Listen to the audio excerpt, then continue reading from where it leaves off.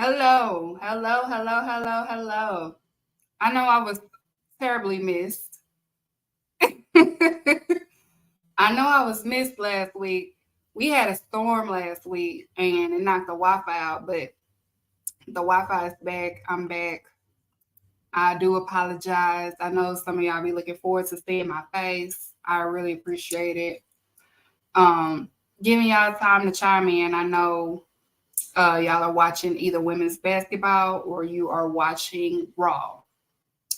I just want to say to all the people that's hating on my CC, where was y'all at when she made 30 the other day?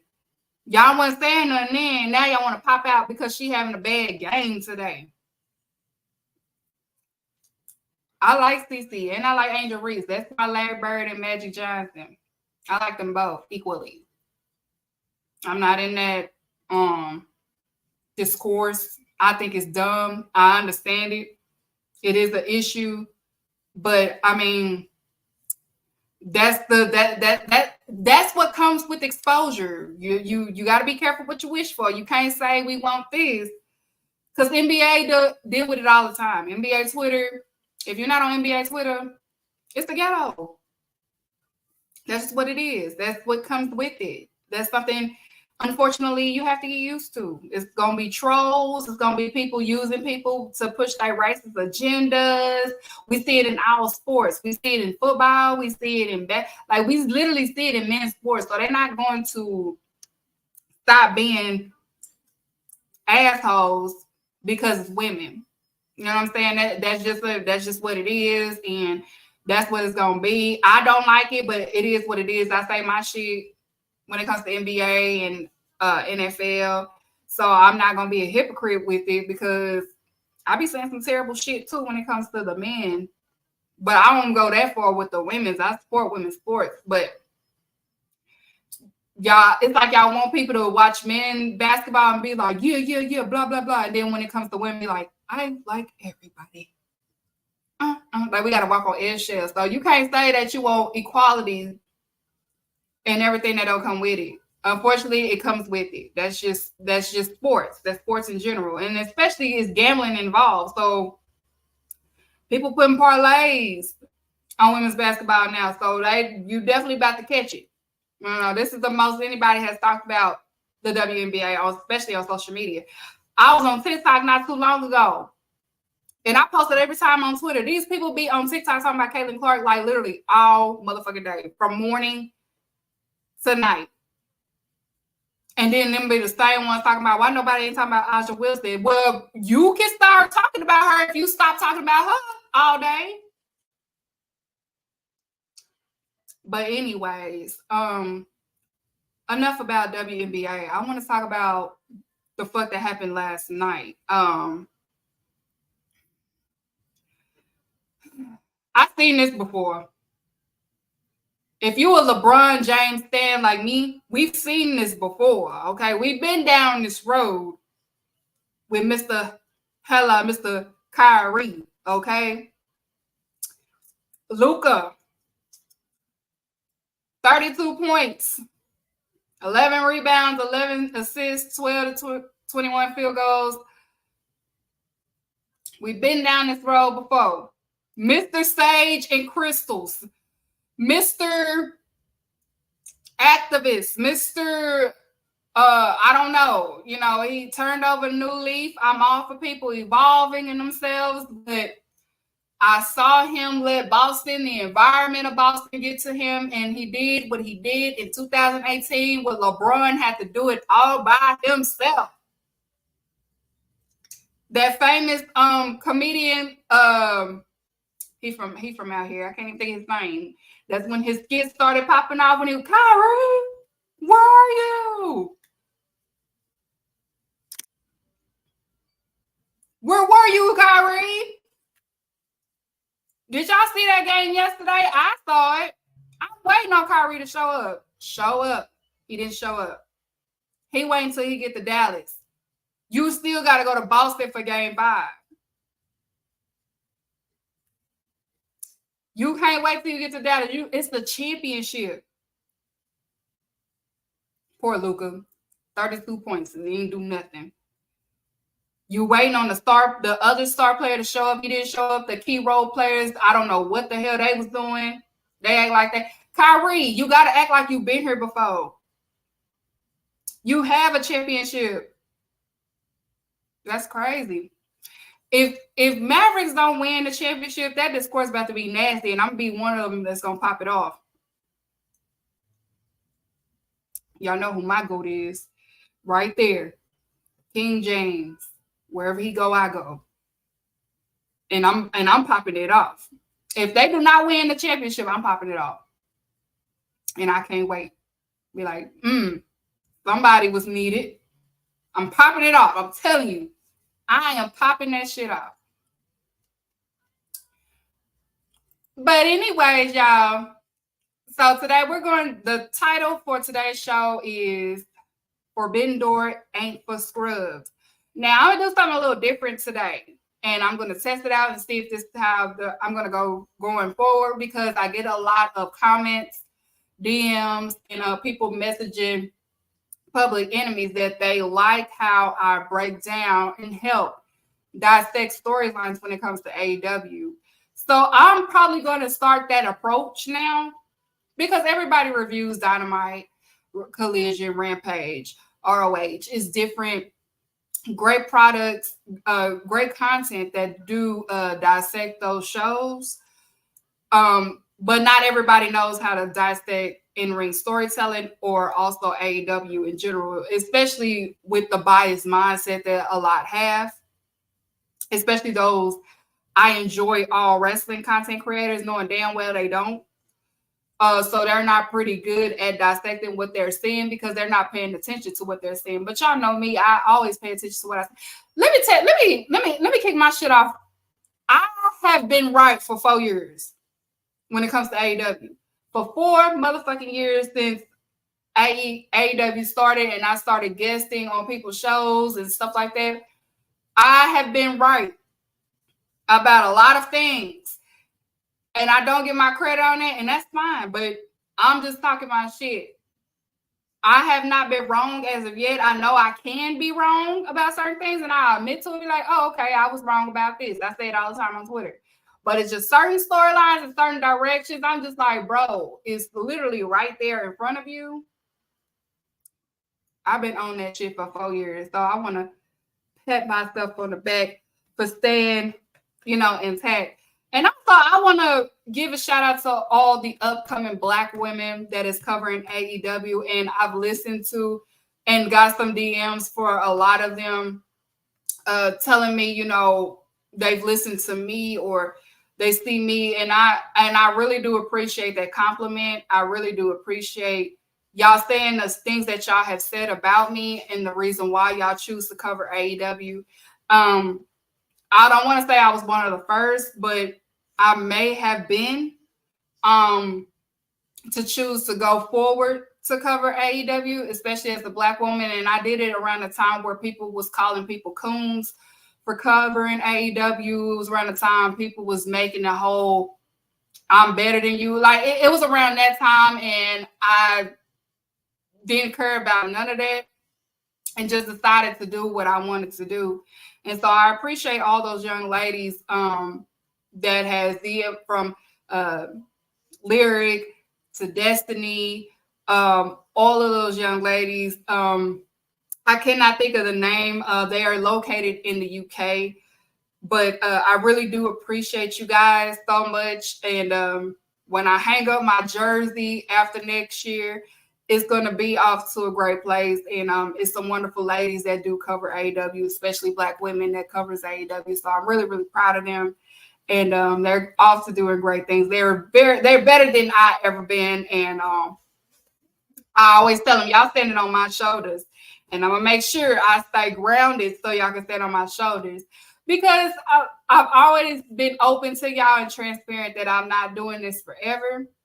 And it's okay to pass that mantle down. And I don't mind passing that baton down to the younger girls. Why hold on to something? I'm not even 35 yet, you know what I'm saying? And I'm not on no ageism or nothing like that when it comes to podcasting. You do what you do. A hobby is a hobby. And I don't discredit nobody for doing a hobby as long as they do. But as far as doing wrestling content, I do understand that, it's okay to make room for younger people, younger women, and also being a guidance or also being an influence and stuff like that, because you got some old motherfuckers that's trying to hold on to something and they don't know how to let go. And it's sad to see in real time. Sad to see in real time. But again, thank you guys, thank you ladies. And I'm gonna still do my big one while I'm still here and still on Public Enemies. But once I hang my jersey, I'm gonna hang my jersey for good. Okay, so yeah, so today we're gonna get into Forbidden Door. I'm gonna just go over the cards so far, and we're gonna see give some predictions going. Some people are confused on certain storylines or why certain matches are happening, and I'm happy to help and help dissect on why is which, or the direction that they're going with this. But Forbidden Door is real grass. It's for hardcore fans, and it is not for scrubs. Okay, so let's get this show started. Monday night, you know what that means. Yeah. You know what that means. Realist on the grab scene, queen of the enemies, all elite with keys. Straight out of Dallas with it, dynamite fuse, she lit it. Standing on women business, going all out. Let's get it, keep it respectful though. Don't want that brawl out, we just talking fallout, storylines and call outs. Say what's the word, kicks? I know y'all heard kicks. On air with the facts, not the rumors from dirt sheets. If you's a real collider, then let's ride with her. A real live winner, we going live with her. Yeah. All elite with kicks, yeah. All elite with kicks.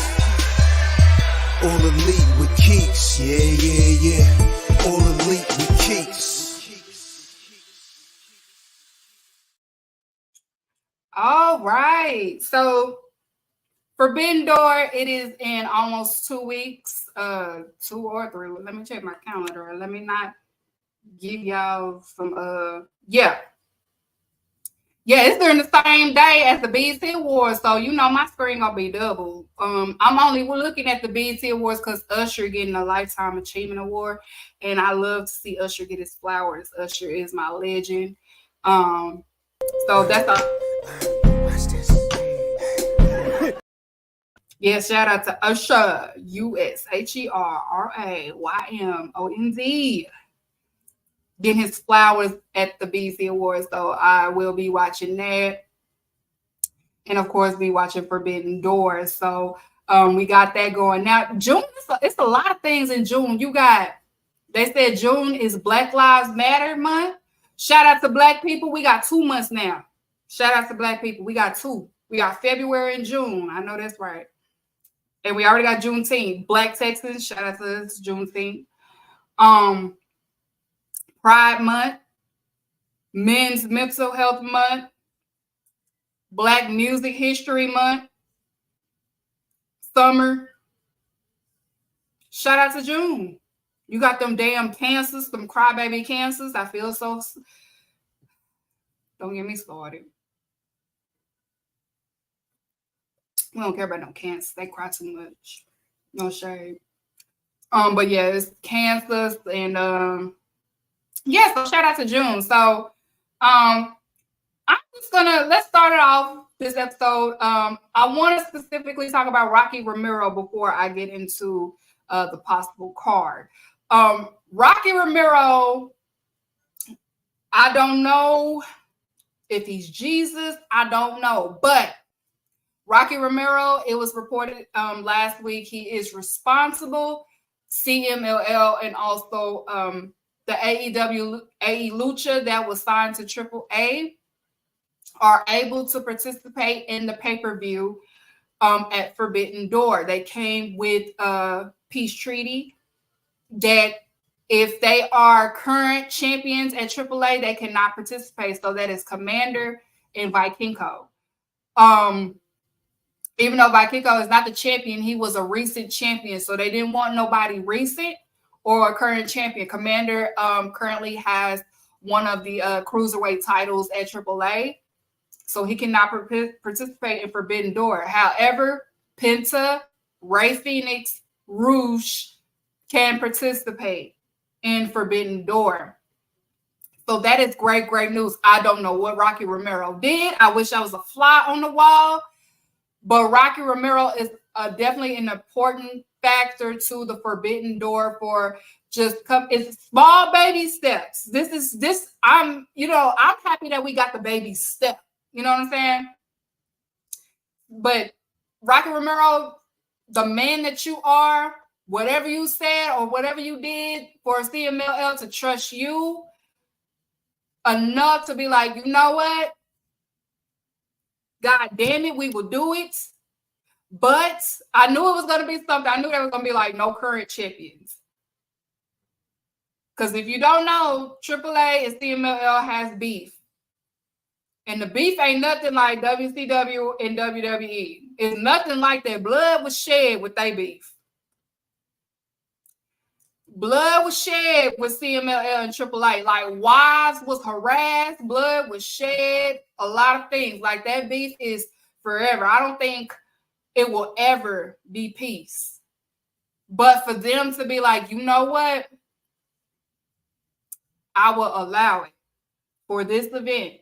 That just shows how much of a person, how much they like Rocky Romero.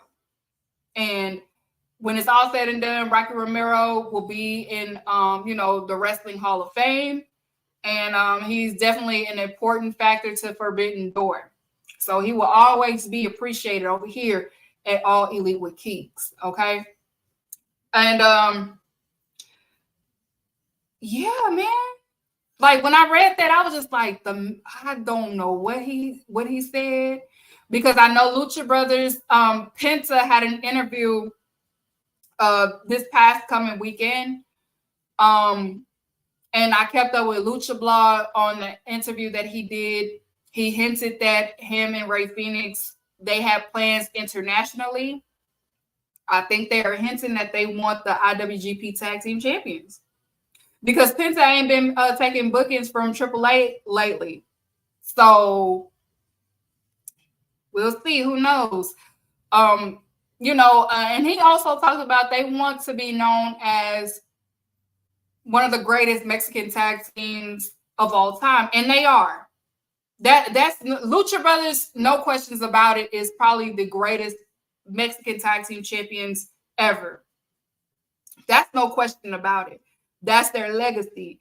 And he let it be known that he doesn't have to be a heavyweight champion, or he doesn't have to. He just want to make history with his brother. And that's the IWGP Championship Tag Team, and of course the WWE Tag Team Championship is probably the only two tag team belts that they never got. But I don't think that now it did come up that Penta's contract is coming up and WWE is interested in Penta, which, like I said on Twitter, they should be. Penta is the closest thing to Rey Mysterio. And the discourse around Penta was nasty. Like, you had people that was making it seem like they're going to take the money. He's going to take the money. Penta is already rich. I have to explain to them, like, bro, Penta is rich. He wrestles for fun. He wrestles just for fun. Like, they already said people make the majority of the annual of what people make at WWE is $300K. Penta probably makes that in a day. Or a week. He owns restaurants. He's a part-time actor in Mexico. He has a store. He has a real estate business in Mexico. Like, he's a businessman. He has 2 houses. Like, that dude tried to come in my mentions talking about anybody can have a rich house in Mexico. He has 2. One in Cali, one in Mexico. He owns 2 indie wrestling promotions. a lot of Mexican kids get to experience Christmas because of Penta, and also Ray Phoenix, not just Penta, but both of them. He has paid college tuitions. Like Penta, shit, it wouldn't surprise me if he, on the side. You know what I'm saying? But he's a multimillionaire. He's just doing this for fun and training his daughter. Exactly. They like that's why I don't like when people make it seem like Mexican wrestlers, like luchadors, like, oh my God, they might need this. They treat them like they're like in third world ass countries. Like, no, these people are luchadors is probably the best nepotism in wrestling, besides the Samoans. But the luchadors nepotism is on a different scale.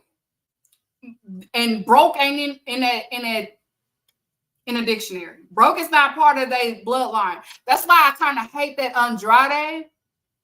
It's so Andrade trying to be Ric Flair. I'm like, bro, your daddy is a legend. Your name is legendary in Lucha Libre. You don't have to be Ric Flair. That's why I hated when Andrade was doing it. I'm just like, bro. My girl in the chat, make sure you follow her. My girl Sindal, she's one of the best NXT content creators. I'm telling you, her, Cat, all of, like, I listen to her. When it NXT, I listen to her. I listen to Sindal because everybody else. Sindal know what she be talking about. Okay, when they come to NXT, Sindal know what she be talking about, and whatever Sindal is for, that's who I'm for. I'm like, I be having my Sindal. I have my notifications on. I had it on when during the pay-per-view because I don't be knowing nothing, but I'm like, okay, whoever Sindal for, I guess that's the person because Sindal know what she be talking about. So make sure y'all follow her and y'all tune into her show with NXT because I enjoy NXT. I actually enjoy what they're doing. Like they're fun. They for the bad bitches. You know what I'm saying? Now I ain't gonna lie. No shit. No shade. What I say? No shade. No shade. But Jordan, I just $10 that you hear. I just want to say, I feel like Nene Leakes. Like you're declassing the show. Jordan, you're declassing the show. No shade. Because everybody know who the real Forbidden Door is.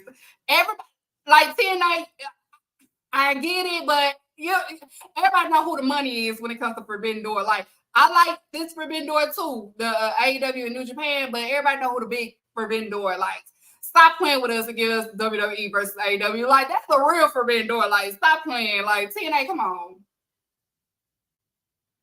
Come on. Which say you're declassing the show.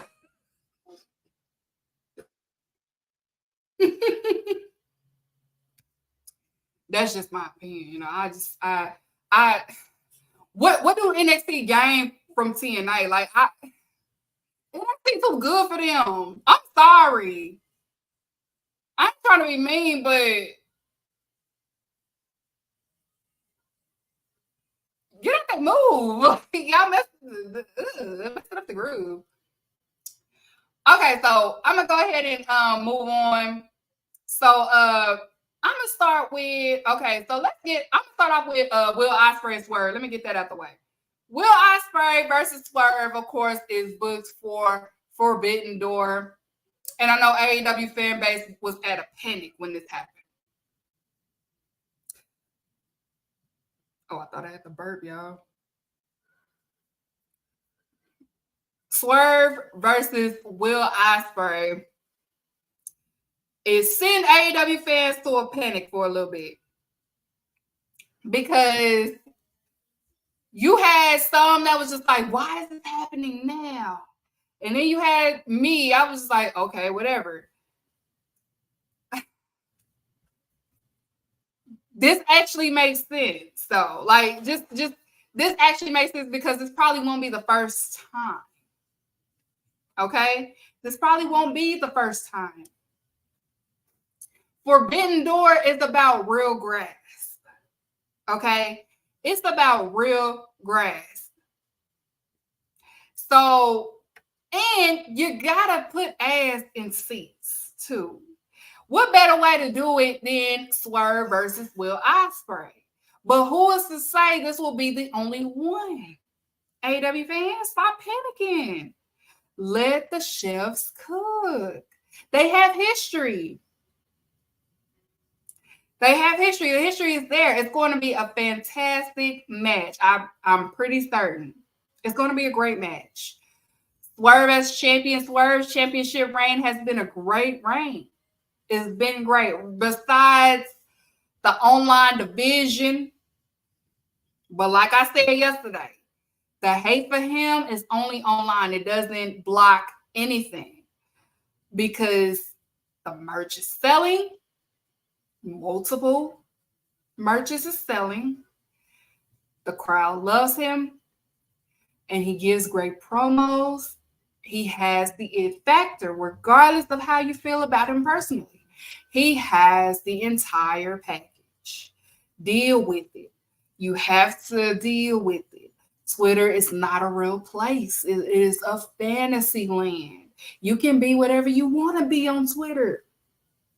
I can say right now, oh my God, I passed to be a firefighter. I can literally say that right now. And people will tell me congratulations.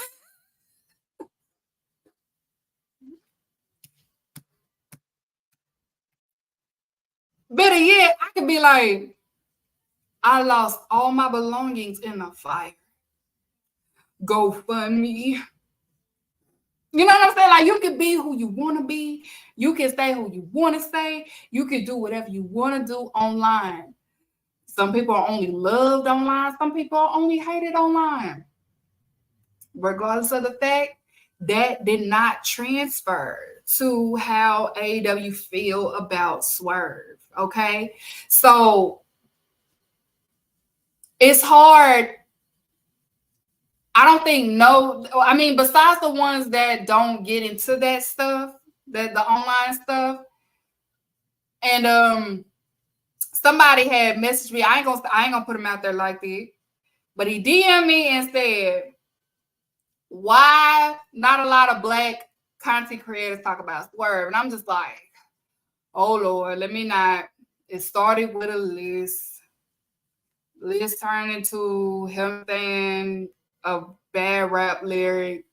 It's the most shit. It's crazy. But it doesn't transfer to what's going on online. I mean, actual live TV, actual fans. Because again, and I know nobody will say it on their show, but I will. I will continue will. I know Wrestle Purists will. I know Public Enemies will.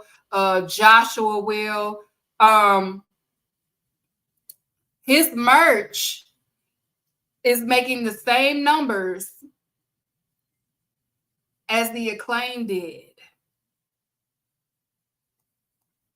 Okay?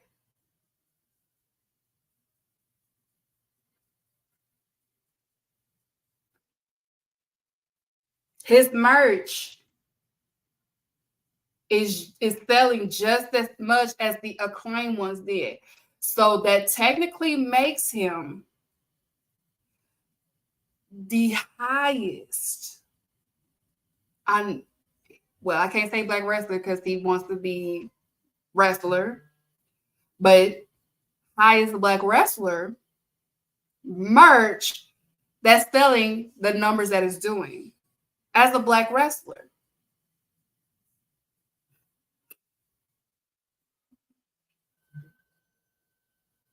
Okay. So he everything that people have said about him that he wouldn't do, he has done it. Okay. Rather you like him or not, each match he has been booked on, he has his in-ring psychology has improved so much each match at a time. If you take the blind eye out of it, if you take that, I'm gonna be real with y'all, especially y'all that's my supporters. I've had a conversation, okay? Me and Lyric, we've had a conversation, okay? And if y'all know me, y'all know how I'm coming. I'm not on that. I forget. I was simply. It was whack. It was lame. Y'all know me. I was real with it. Right hands to the man. I was real with it.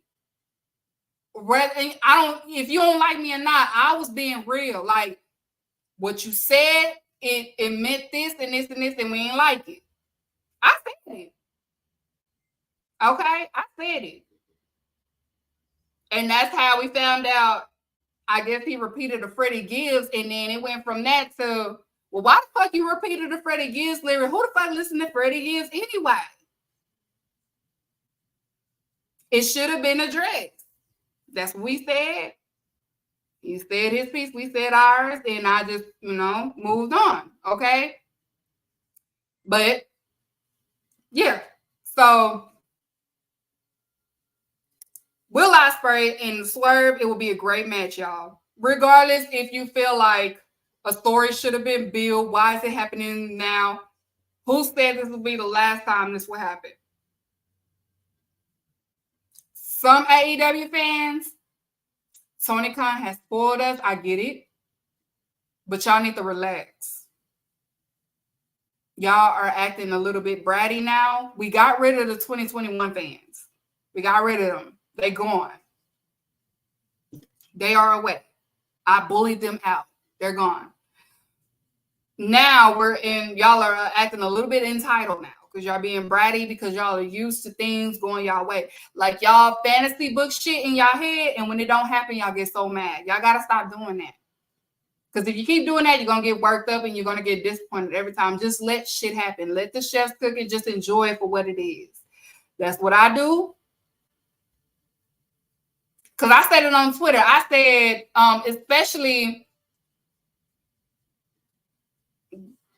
especially on the Chris Jericho getting booked. I told y'all on Twitter, I have accepted that Tony Khan has a soft spot for Chris Jericho because Chris Jericho, Warner Media loves Chris Jericho. And Chris Jericho is the reason why they got the TV deal. So he's going to always feel some type of loyalty and he's going to always have a soft spot for Chris Jericho for him to do whatever he wants. Because when he looks at Chris Jericho, he's just like, you're the reason why we're right here. And if it wasn't for you, we wouldn't have got the TV deal. And then you got Warner Media in the back like, where's Chris Jericho? We want our boy. And I have accepted that. And I watch it because of Bryan Keith and Big Bill. Because Bryan Keith is my boy. I put money on Bryan Keith. I have sponsored him a few times. So I'm going to support him. Okay? That's just what it is. So Swerve, Will Ospreay, I'm sure it's going to be a banger. It's going to be the main event for Forbidden Door. And everybody that is, why is this happening, is going to be the main one saying this is going to be match of the year. Okay. All right. So let's move on to another. We have Jon Moxley versus NATO. It is official. NATO issued a challenge to Jon Moxley for the IWGP Championship. Now, I had to listen to Lyric's show. It was Lyric and Charlie from Wrestle Purist. They're saying that it's most likely NATO would get the IWGP Championship back. I don't, they the hardcore Joshi fans, Wrestle Purists and them. So they were saying that it's a possibility that they're going to give NATO back the belt. Moxley was, we knew that Moxley was going to be transitional for New Japan. New Japan is going through a rough period right now because, like they said that they didn't build no young stars like they should have. And also, main people have left and things like that. So Jito's booking. So yeah, so we got Naito versus Jon Moxley. Now I know these two it's gonna go crazy. I like Naito and I like Moxley as well. So this is gonna be another great match. It's gonna be a banger. But if you want to get more into depth with this going on, just listen to the lyric, listen to Rest of Purists. They are big Joshi fans. I am a casual Joshi fan. I know some things. I don't know most things. I can admit to that. So listen to them. They got into depth with it. What was going on with New Japan. But I know New Japan is on a rough period right now. So this Forbidden Door will help them a lot. I guess it's making it like they kind of need this. They kind of need this right now. So yeah. Shout out to Tanahashi J. Blige. So that's gonna be a banger. Shout out to Jon Moxley with his shades on. Moxley is so cool. I like Moxley. Okay, so let me go to a possible match that's probably going to happen.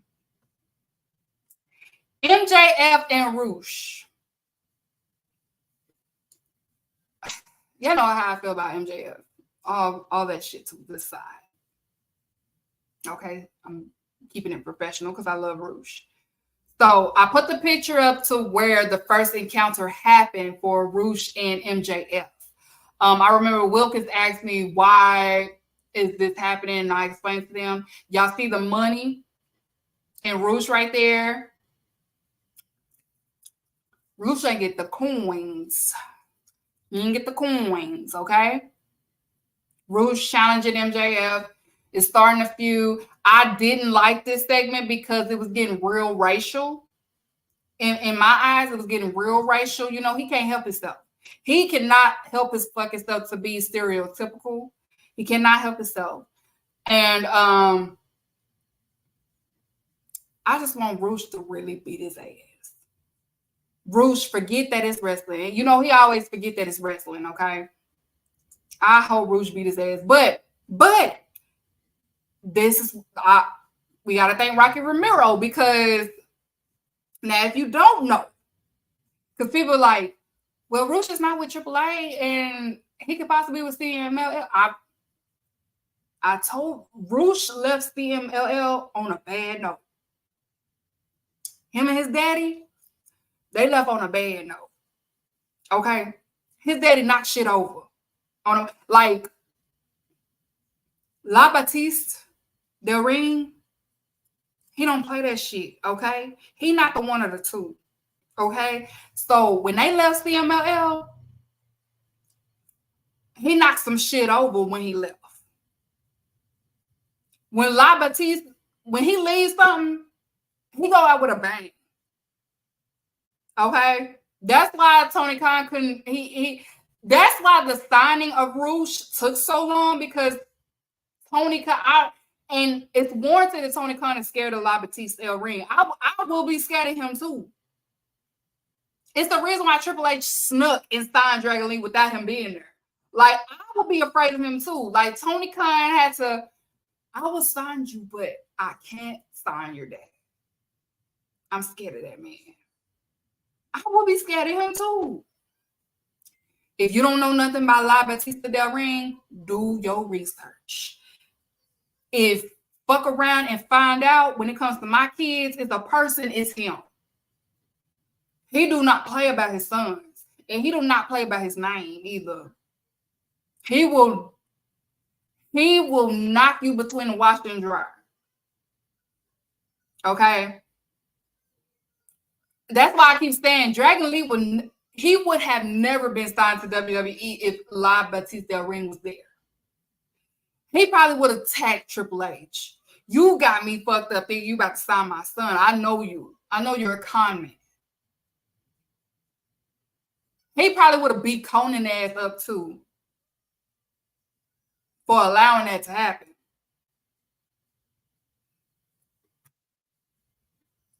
MJF is lucky because kayfabe do not exist when it comes to La Batista ring.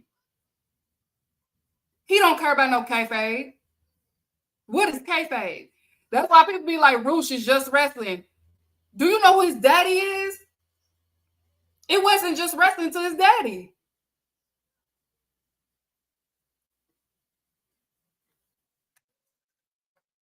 Pull his hair out like you did Jack Perry. Jack Perry. Roosh wrestled Jack Perry. Jack Perry had to ask him, are we good, bro? We good, ain't we? Did I do something? No.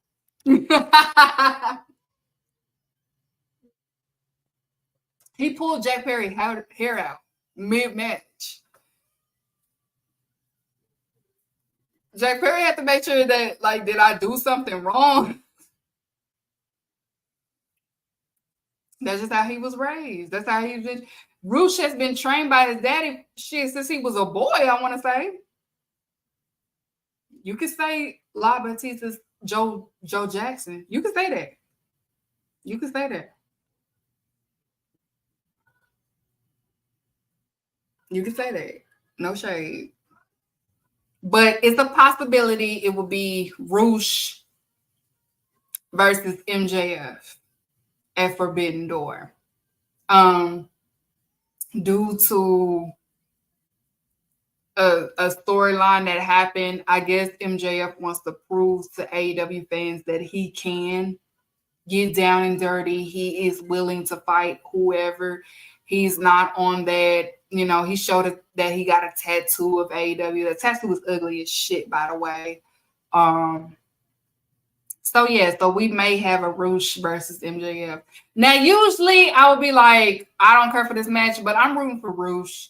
I'm a Roosh fan. I support Roosh. He is another legendary nepotism family in Lucha Libre. He was, Roosh was a former ROH champion. He's wrestled all over the world. Great talent. I didn't like the what chants to him because, his English is not the best, and it doesn't have to be the best. But that man can wrestle, and he gets down. Just saw a picture of La Batista ring. Yeah. I'm telling you, man, La Batista Del Ring gives me cartel fear. Like when I see him, I just be like, whatever he asks me to do, just do it. If he asks you to pass that paper, just pass him the paper. He ain't nothing to fuck with. He really not. I'm telling y'all, La Batista Del Ring is nothing to fuck with. It's a video of Roosh she posted on Twitter, his dad training him. And I'm like, oh, hell yeah. He ain't nothing to fuck with. It's some people that could use La Batista Del Ring's training. It's some people that need to go to training with him. Like, some of you wrestlers that scrubs, go to La Batista Del Ring training. I'm pretty sure you'll be a whole new person. You'll be a whole different person. He looked like he trained hard too. Well, he was training him hard in front of his son. That's crazy. So we'll get possible Roosh versus MJF. I'm rooting for Roosh all the way. They need to get more New Japan and CMLL talent in it. I do agree with that. It's still a visa situation going on with CMLL. A lot of them are still getting the approval. They fixing it. So we get what we get, but who's to say we still got 3 more weeks. So it's still time. So we're not going to just get it off this week. We still got more time. So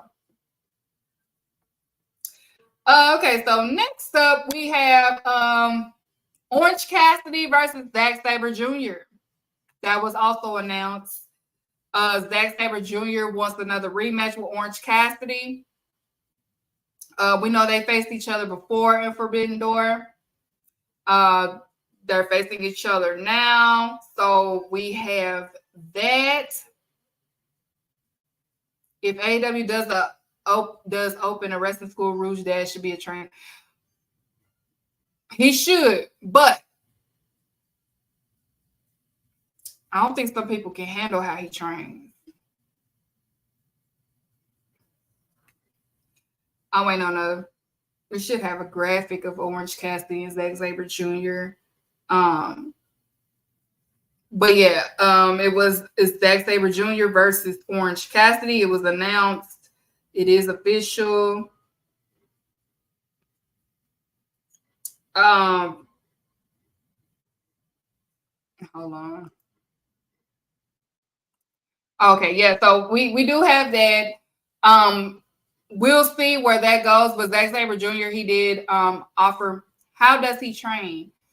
Eddie, when I go to Rouge page on Twitter, just go through the media, and you will see the video.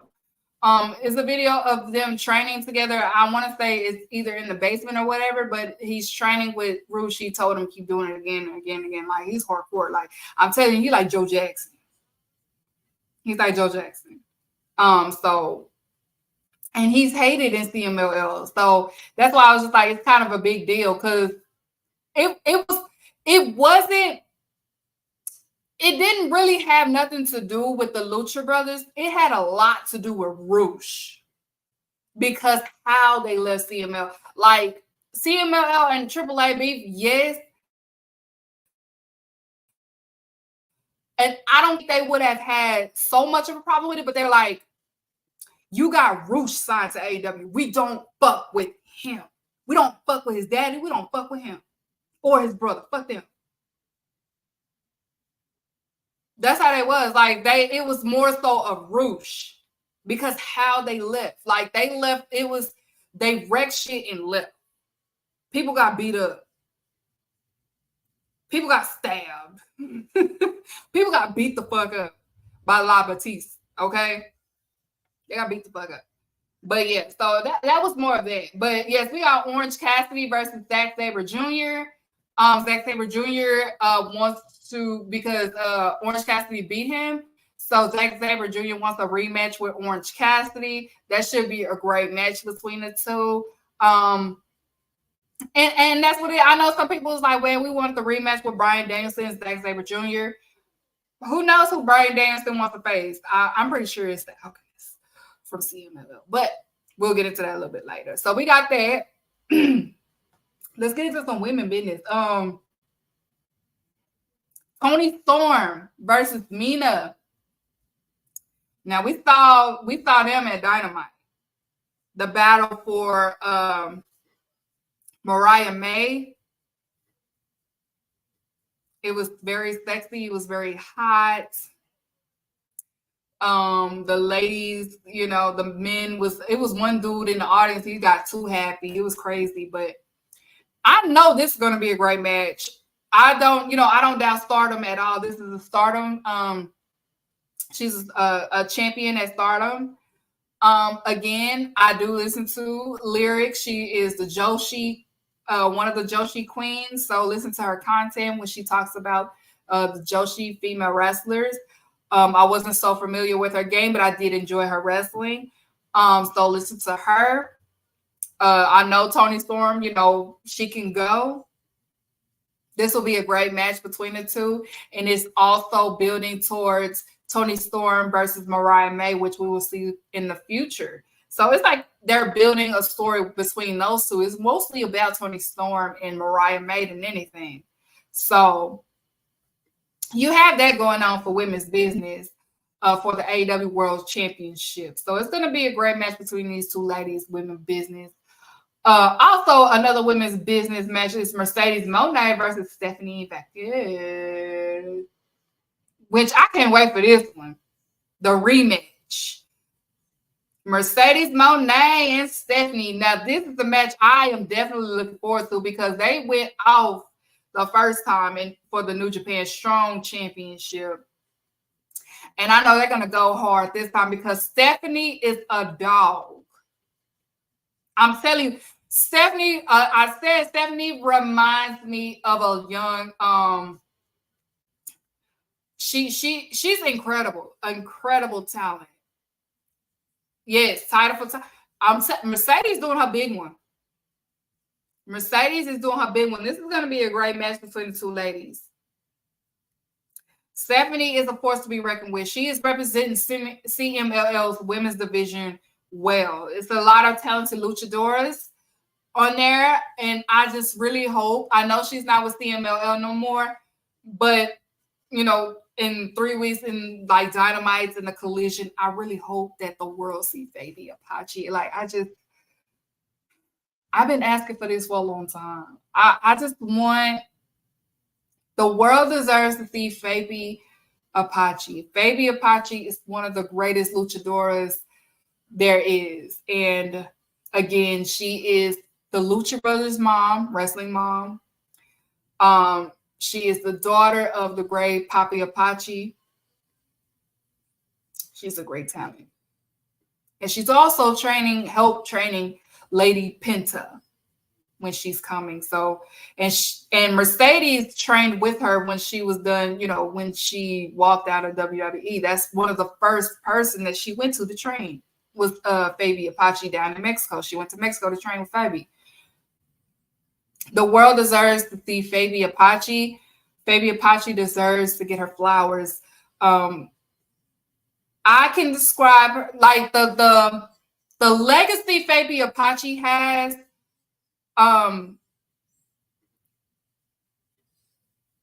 I would rather have Fabi Apache face Mercedes because they're familiar with each other and she helps Mercedes. So, but if you was to describe Fabi Apache as far as like a American wrestler, her impact in Lucha Libre, it will be Trish Stratus, except she's a better wrestler than Trish Stratus. That's her impact on Lucha Libre because they came around the same time in wrestling.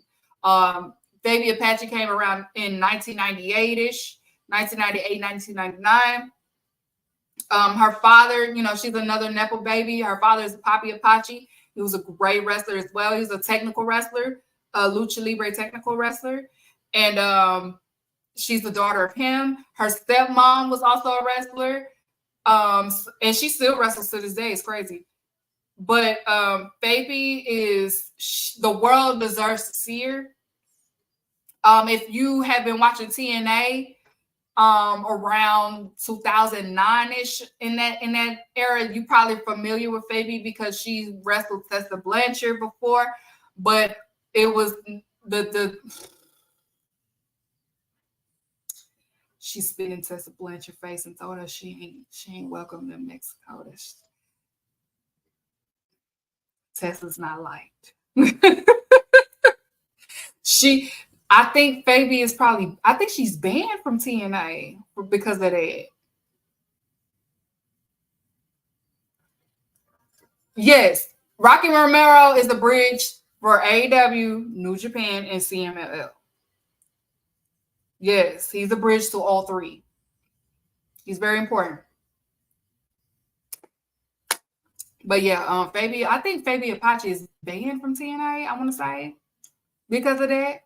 But if you don't know, yeah, she spit on Tessa Blanchard's face. Tessa Blanchard, I don't know if she probably said something or did something, but she spit in her face and basically told her, you better not step foot in AAA ever.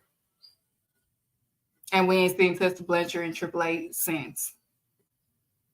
Now, Tessa Blanchard is CMLL, but AAA around that time, because Fabi was signed to AAA at the time when it happened, and she spit in her face and said, you better not come back here, because if you come back here, I'm gonna beat your ass again. You can say Fabi work, you know, she went in business for herself, but Tessa Blanchard did something to her mid-match, and it pissed her off. And she actually started hitting her. Fabi don't play that shit. I'm like, you had to do something to piss her off, because Fabi is not like that. She's not the aggressor. Sweetest person. She's very nice. She has commented on my stuff before. A very nice lady. Tessa probably had to say something. How does Tessa Blanchard keep getting booked? One, the person that she said what she said to told everybody to mind their business. And then she told everybody that she apologized. We on good terms. Everybody should shut the fuck up. Once you say something like that, I don't care no more.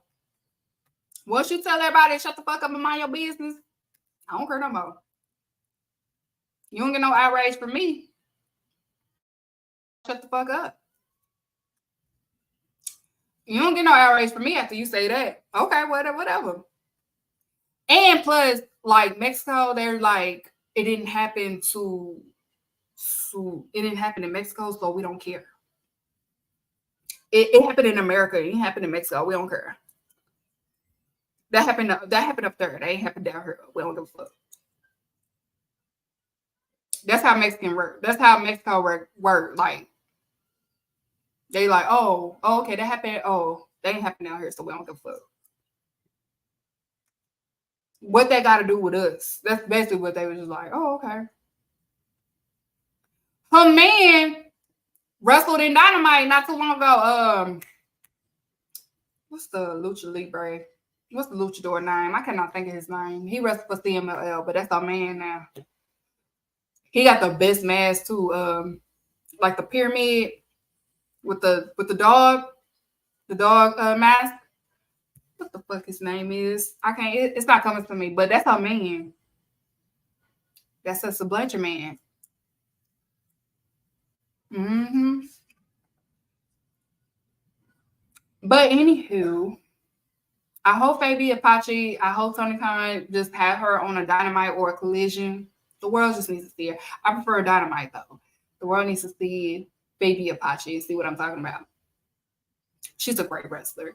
But I will recommend if it never happens, just watch Fabi Apache versus Deonna Purrazzo at a Triple Mania. When Deonna Purrazzo won the when she won her belt. It was a good match between the two. Very good match. Okay, so moving on. Now, for the TNT Championship, we have a possible. I think this is where it's going to go. I think we're going to get Jack Perry versus Takeshita. I think that is happening. Okay? I think Jack Perry versus Soup is happening for the TNT Championship at Forbidden Door. They're both on the opposite sides of the bracket. Jack Perry this Wednesday, he faced Cody Rhodes' brother. And we know he beating the fuck out of him. Soup already beat the fuck out of oh boy. So I feel like that's happening for the TNT Championship. Okay? It will be good. It will be real grass. And I hope it happens. Jack Perry's been on his big one. Soup has been on his big one. But I need that to happen. I think that's what's leading up because whoever they already said whoever the finalists are will face each other for the TNT Championship at Forbidden Door. So I feel like it's going to be Soup versus Jack Perry. Mm-hmm. Real grass. That's going to be some real grass. Okay, that's what I want. All right, and then let me see if I'm missing somebody. I don't think I'm missing nobody. Okay, yeah, I ain't missing nobody else. That is so far. Who would you have from New Japan in the TNT title match at Forbidden Door?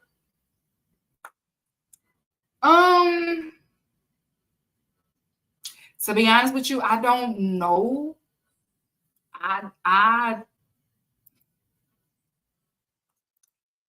I don't know because WWE and AEW got the New Japan guys now, so I don't really know.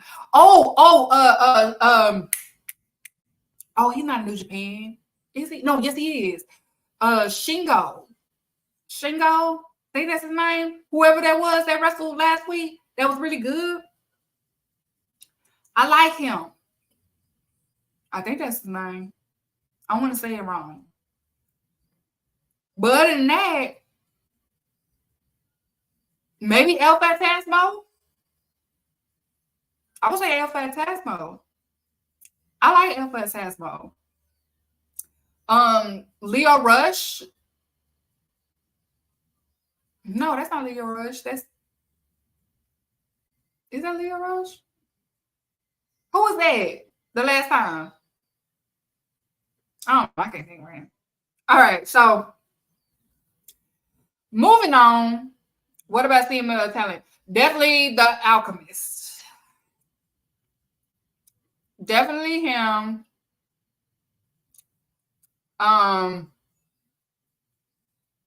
Mystico. It's so many people. It's so many people. I gotta look at the ones that they still waiting on their visas to get cleared. Hopefully it get clear in time. But definitely the Alchemist.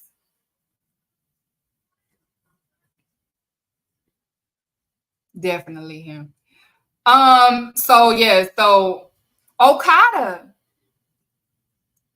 has nobody. We got Okada, Bryan Danielson, and the Young Bucks could possibly be booked for Forbidden Doors. So if you're in the chat, who are you interested to see Okada face? Me personally, I don't know.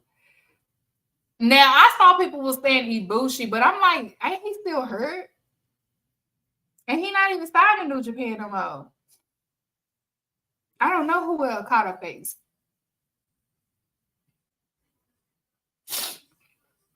That would be interesting though. Young Bucks, I know that the ZSK are the new champions, so that will probably be a good match between those two. And Bryan Danielson, I gotta see him in the Alchemist again. Because that match that they had the first time on Collision, it was a great match. And Bryan Danielson was getting a little frustrated because he was showing, like I keep saying all the time, Lucha Libre's technical wrestling is far different from Japan technical wrestling. And it's far different from American technical wrestling.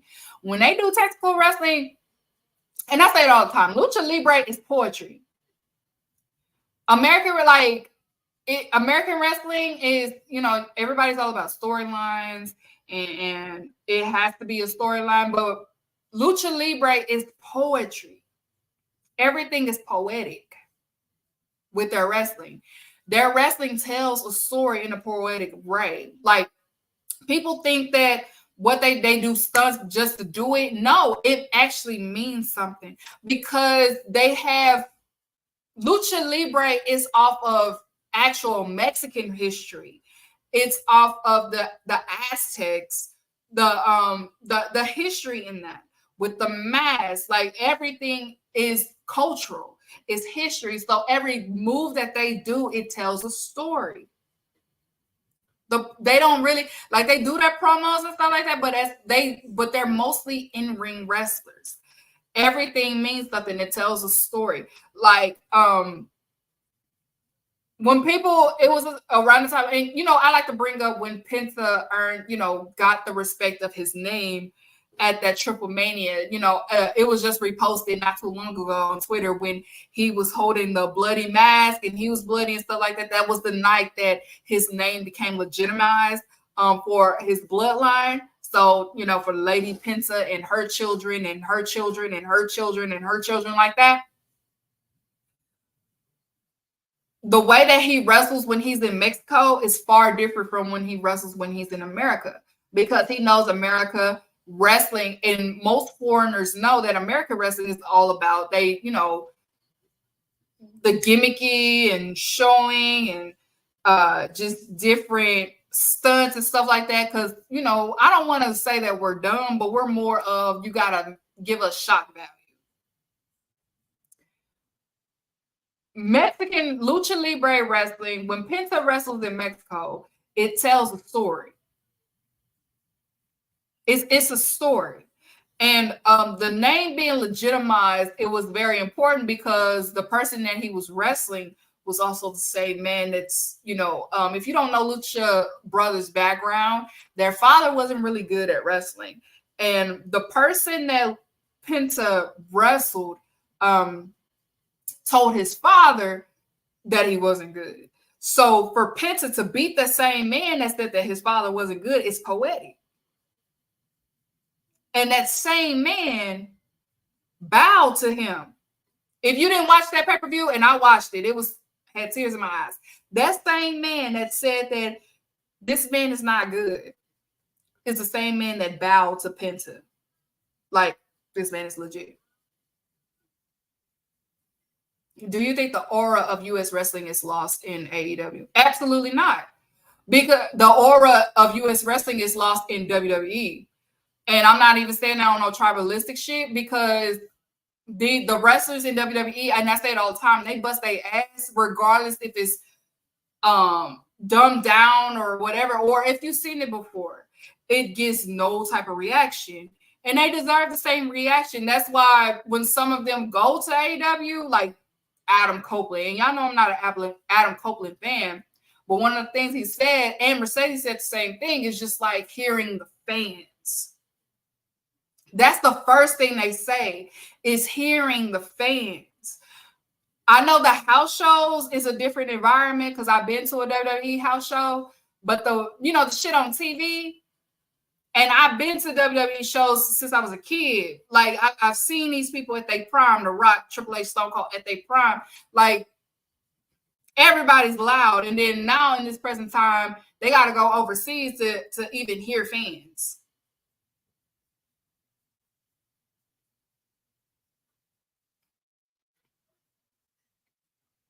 If anything, AEW is saving the aura of U.S. wrestling. AEW is saving the territories on what the U.S.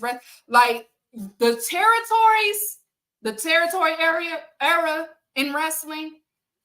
It cultivated a lot of foreign wrestling too. And I'm not saying that most of these foreigners got everything from U.S. wrestling, but the territory days, it kind of helped cultivate what to look for with this person, with this country, with this country, with this country. And when I look at, and when I was at the WrestleMania, my sister, she's a casual. And I take my sister with me to wrestling shows because I don't go by myself. I got to keep somebody with me. And my sister was just like, why is everybody just sitting down? Why nobody saying nothing? We literally have to get drunk to have fun at WrestleMania because nobody wasn't saying shit. I'm like, why is y'all not, like, they just sitting there? And then we go to an AEW show. I don't care. People make fun of AEW only. They don't fill up the stadium in the collision or whatever, but the motherfuckers is loud. It's loud. If you want to be technical, who messed up the aura of U.S. wrestling, it was Vince McMahon. Vince McMahon fucked that up. Because Vince McMahon made wrestling about entertainment and bullshit more than anything. So if anybody fucked up the aura of U.S. wrestling, it was Vince McMahon.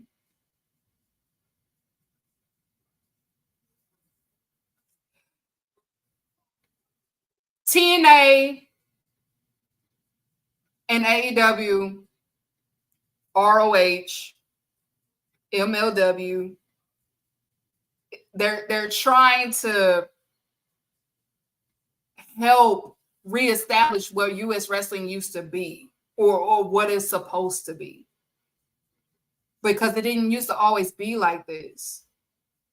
But I solely blame it on Vince McMahon.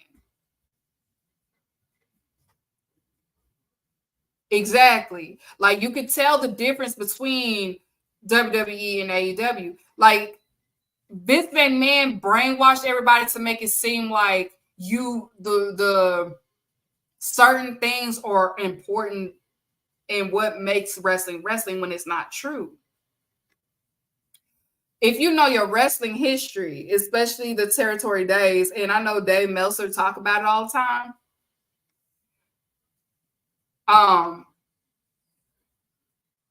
Storylines is important, but it doesn't make or break what wrestling is supposed to be. Like, I use WrestleMania 17, for example. Nobody talks about the actual match between The Rock and Stone Cold, but we can say that the leading up to the point was important. Everybody brings up the video package, but nobody never talks about the actual match. That's what Vince created. That's Vince McMahon. That's what kind of ruined what U.S. wrestling was meant to be. That was never Vince McMahon's daddy's vision of what wrestling is supposed, especially WWE. But it made money. So if we want to be honest, capitalism ruined the aura for U.S. wrestling. Vince McMahon and capitalism, if we being technical. If you want to be technical.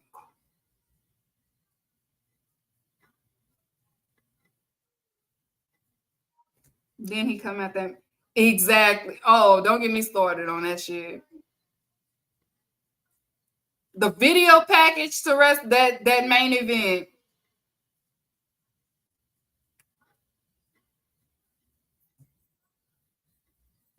Capitalism and Vince McMahon ruined the aura of U.S.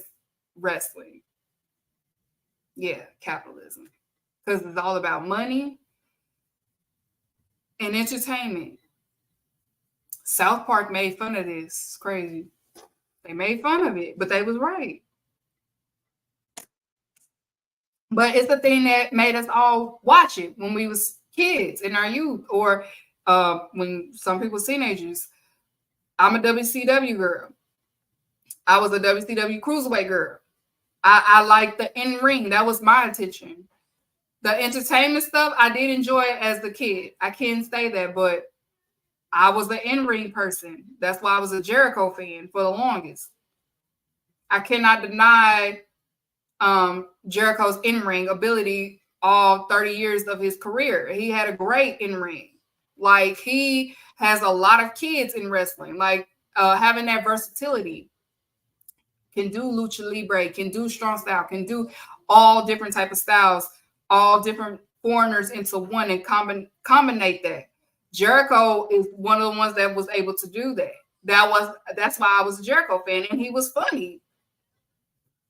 So that, y'all already know, like, that's why I was a Jericho fan. Everything that, I don't like what he's doing now, but like he said on Dynamite, when he's retired and all said and done, people cannot deny him being a reinvention king, all the accomplishments that he's done, and his in-ring ability. You cannot deny that, whether you hate him or not. You can't. Everything, he's annoying, this and this, I get that, but once he retired, and you look back at, and I always say it all the time, if WWE puts him in that Hall of Fame, his video package is going super crazy. Like, I don't know nobody who video package is going to go hard, but Jericho's video package is going to go super crazy. Because you got to get video packages from CMLL, WCW, ECW, WWE, New Japan. He won the ROH belt, AEW belt. Like, his shit is going to go crazy. He ain't go to TNA though. They tried to get him, and he was just like, "You're declassing the show." You're declassing the show. He ain't get no TNA belt. He ain't get no Impact. It's like, but yeah, so you got that. But WWE, I can't lie. They're on a hot streak right now. They're on a good streak. Now, I have been seeing people complain about Cody Rhodes' title reign, and I want to tell y'all, I told y'all, we tried to tell y'all. We sat here and tried to tell y'all that it was not going to go how you think.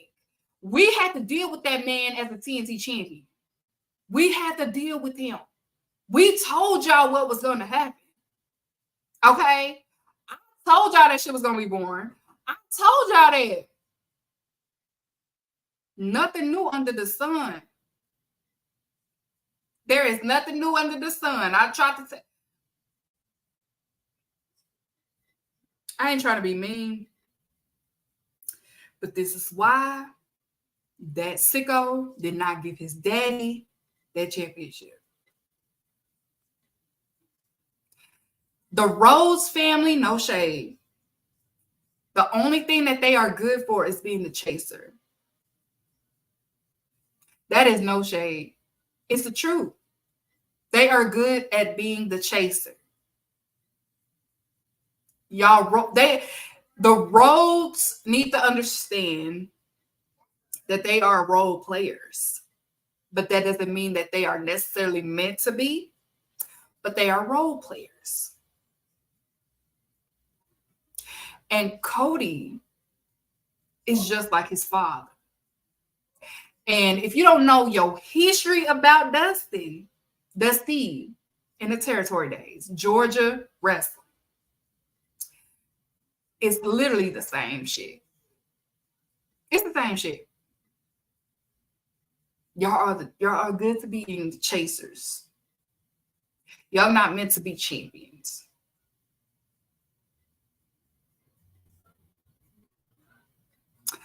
That's why Goldust never got the belt. You're a good intercontinental champion. And y'all are good at mid-cards. The Rhodes need to understand they are good mid-carders. And that is nothing wrong with that. Okay? That is nothing wrong with being good mid-carders. But they wanted to be something more. The problem is, it's just like, that's not what God has in his design for you. And I'm not even trying to be funny. You know how some people, it's one thing to have confidence about yourself. I'm all for anybody feeling like they should get this, they should get this, they should get this. But my granny used to say all the time, you're getting too big for your britches. That's the Rhodes family. You weren't meant. Like, you were an MVP in AEW and you were getting lost in the shuffle. That should tell you something. All you like, I don't like this. This is why I love some of my WWE mutuals. Some of them have common sense and some of them don't. But the signs was there. And I told Wilkins the other day, I sat there and told you months ago that it would lead to this. And now y'all saying it. I tried to tell y'all that you have to pay attention, because if they wasn't able to be a star in the alternative, they're not going to make it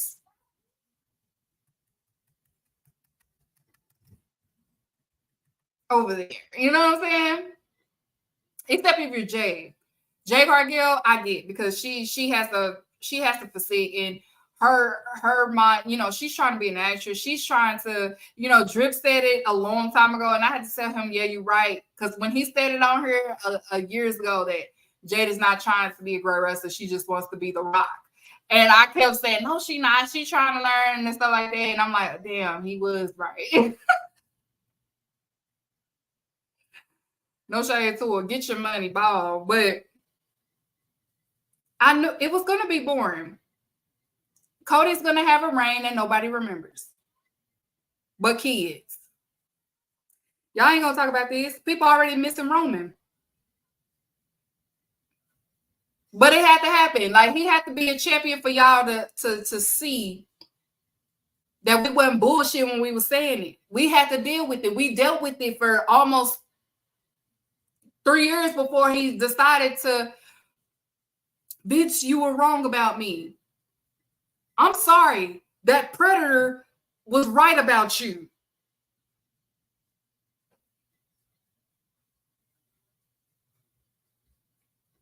That predator is sitting at home like,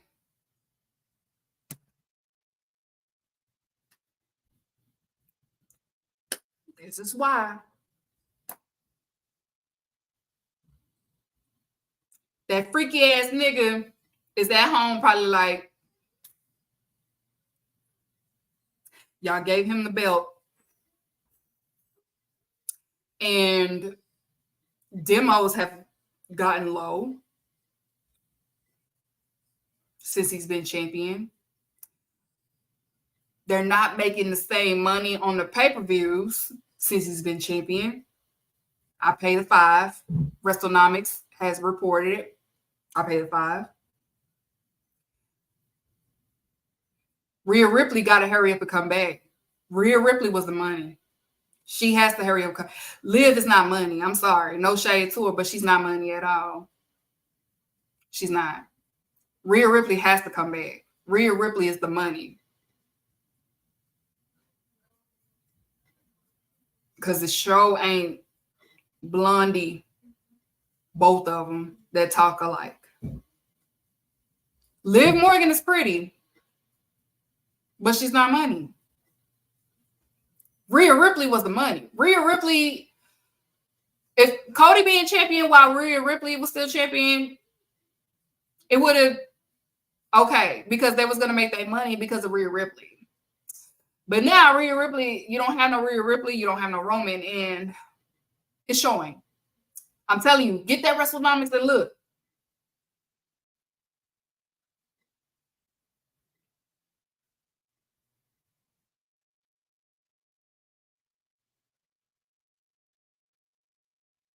They don't care about ratings. I said demo. I said demo. You know who has the highest demo on Raw? Sami Zayn. Not the champion. You know who has the highest demo on SmackDown?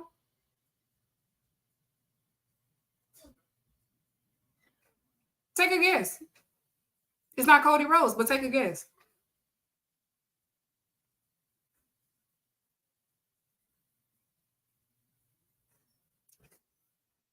That's your problem. Y'all talk about ratings. You got to talk about the demos. Cable looks at the demos. They don't look at the rate. They don't care about the ratings. They want to see if the 18 and 49 is where it's supposed to be. And that champion, 18 and 49, is not where it's supposed to be as a champion. Sami Zayn is.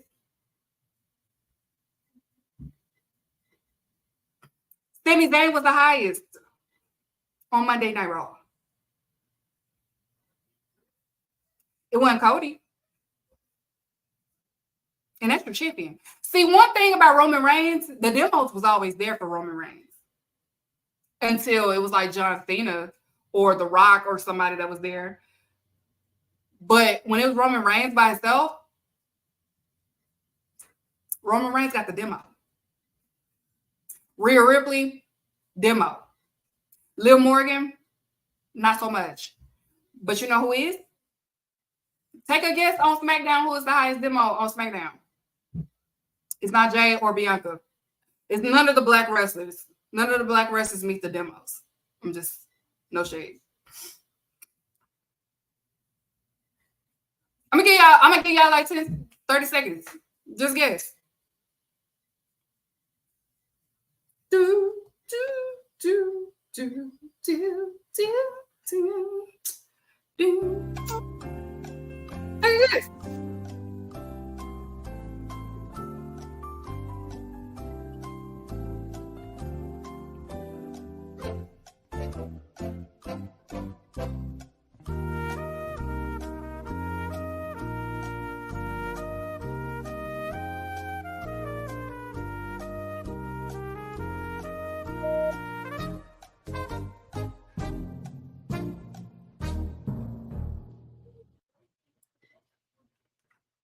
I'm getting it right now, just so I can see, just to make sure I'm right.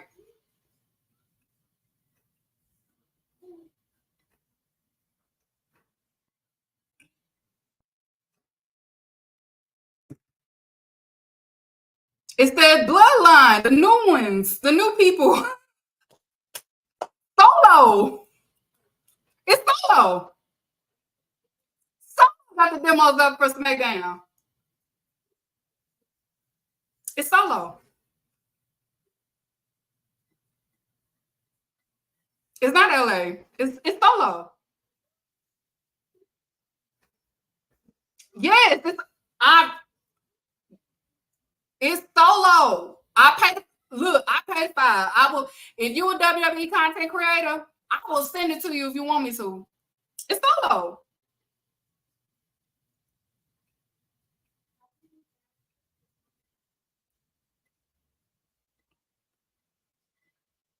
It's Solo.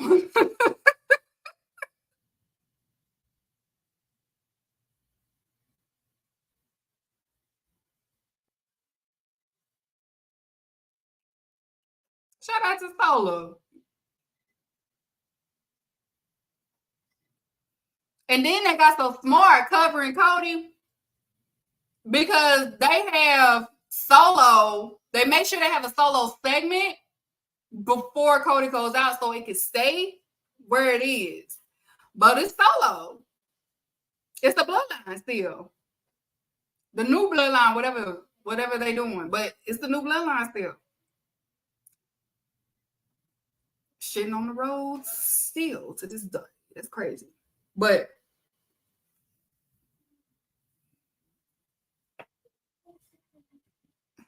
it's not the champion. It's Solo.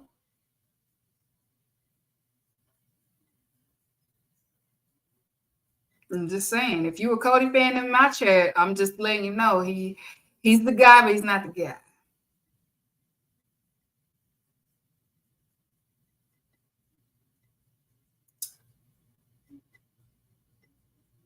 Mr. 628, you're new here. And I've talked about that earlier. Mr. 628. So tread lightly before you get cussed out and blocked. I already touched on that earlier. So the same energy is given. I don't know, you thought you ate, but you ain't eat shit. Dog shit, probably, but you ain't eat. Okay. All righty. So, yeah. The math has to math, and the math don't be mathing sometimes.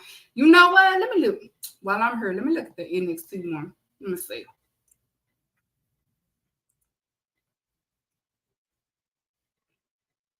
You got to come a little hard on all of these with cakes.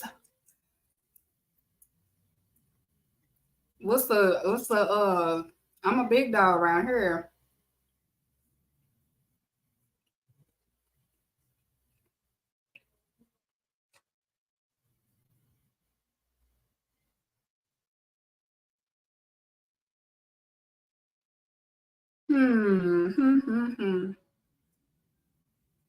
And for the record,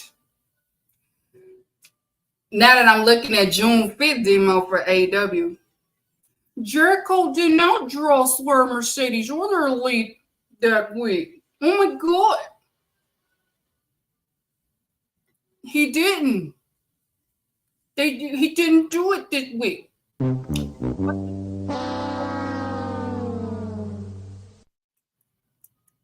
didn't do it. He didn't do it.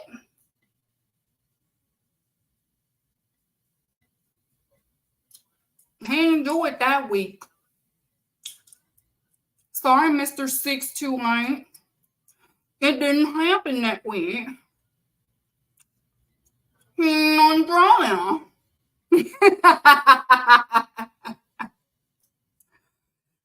All right, y'all. All right, so it's getting 9:30. It's getting time for me to wrap it up. Again, catch me next Monday. yeah, I'm gonna do something a little different. I'm just gonna help dissect storylines and help you understand why which match is happening. Keeks, did you watch the NXT pay-per-view? Now, why in the fuck would I watch that when the game was on?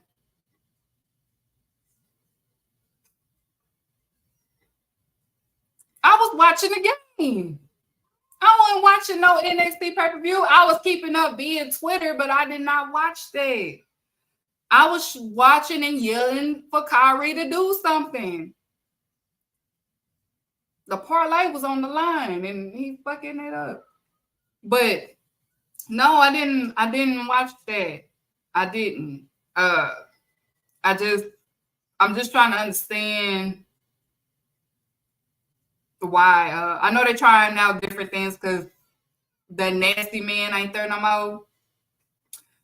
But TNA ain't it. And they know who the real Forbidden Door is.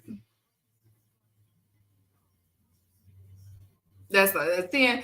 Because I saw that they was mad that they thought, see, they thought that WWE fans was gonna watch TNA after that. And they still ain't watch. I'm like, now if AEW fans ain't give a fuck about TNA, what makes you think WWE fans give a fuck about TNA? Like, Kenny did all he could do, and we helped with the pay-per-view. But as far as watching, we don't give a fuck about no TNA. No shade. We don't. Nobody does. I don't know why they thought WWE fans are loyal to WWE. Okay, they're not loyal to no other brand. It's cool that you're coming though, but let it be WWE versus AEW. Everybody watching that shit. I'm telling you, everybody watching it.